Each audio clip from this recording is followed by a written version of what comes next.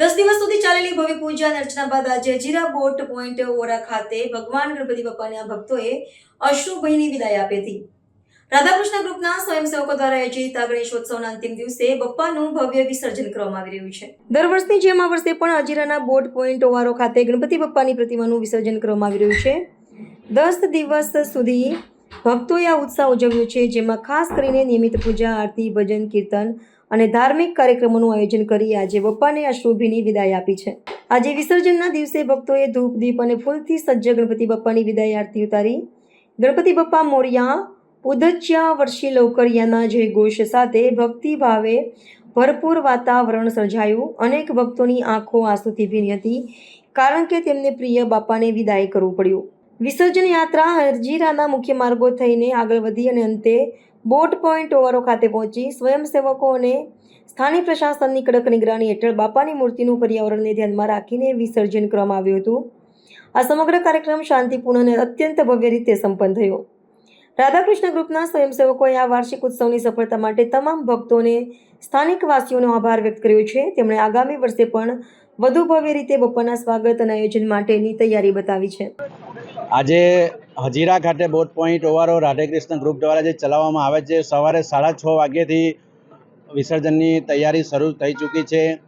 અત્યાર સુધી અંદાજિત 200થી પણ વધારે નાની મોટી ગણેશ પ્રતિમાનું વિસર્જન થઈ ચૂક્યું છે અને પાણી પણ એટલું પૂરતું હોય તમામે તમામ હાઇટની મૂર્તિઓ ઇઝીલી વિસર્જન થાય છે.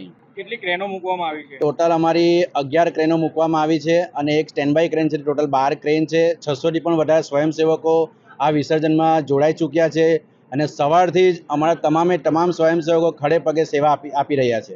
અંદાજિત સવારથી 6:30 વાગ્યાથી જે મૂર્તિ વિસર્જન થઈ છે, એમાં 200થી પણ નાની મોટી ગણેશ પ્રતિમાનું વિસર્જન થઈ ચૂક્યું છે અને મળતી માહિતી અનુસાર ગયા વર્ષે જે 6400 ગણેશ મૂર્તિનું વિસર્જન થયેલું હતું, એ આંકડો વધી શકે છે ચાલુ વર્ષે.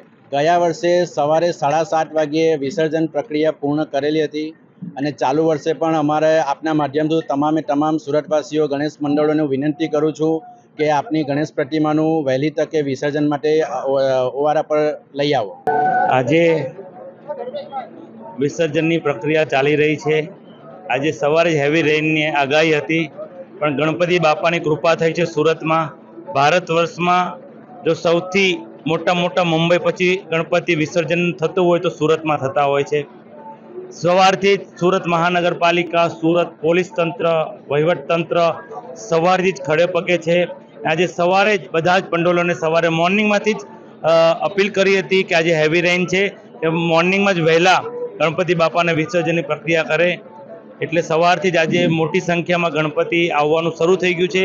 ગણપતિ બાપાની કૃપા થઈ ગઈ છે. ઉકાઈમાંથી પણ જે દર વર્ષે પાણી અમારે છોડવું પડે, એ વખતે છોડવાનું નથી, પણ પાણી આવી જ રહ્યું છે. એટલે 2.5 લાખ ક્યુસેક પાણી અત્યારે કોઝવે પરથી જઈ રહ્યું છે.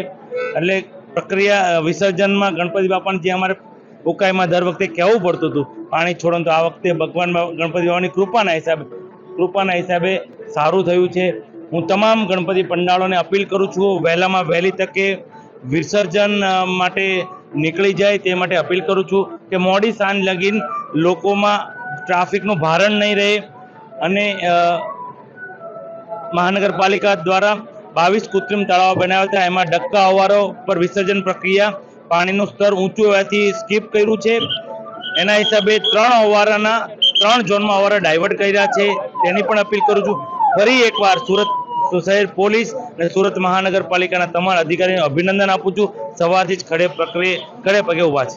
અમારા વોલેન્ટિયર છે, જેટલા પદાધિકારીઓ છે, હોદ્દેદારો છે, સૌપ્રથમ તો હું આ બધાને ખૂબ અભિનંદન આપું છું કે આ આપણા સુરત શહેર એક એવા શહેર છે પૂરા દેશમાં જ્યાં મુંબઈ પછી સૌથી વધારે ભગવાન શ્રીજીની સ્થાપના થતી હોય છે અને એના ધૂમધામથી વિસર્જન કરવામાં આવે છે.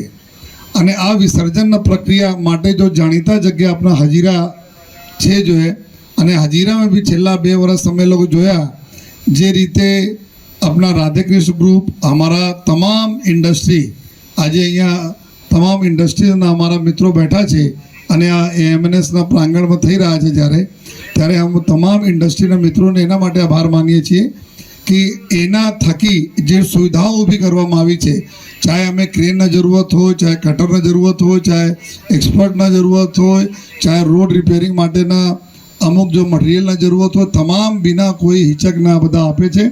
એના માટે અમારા ઇન્ડસ્ટ્રીના તમામ મિત્રો માટે એક જોરદાર તાળી થવા જોઈએ.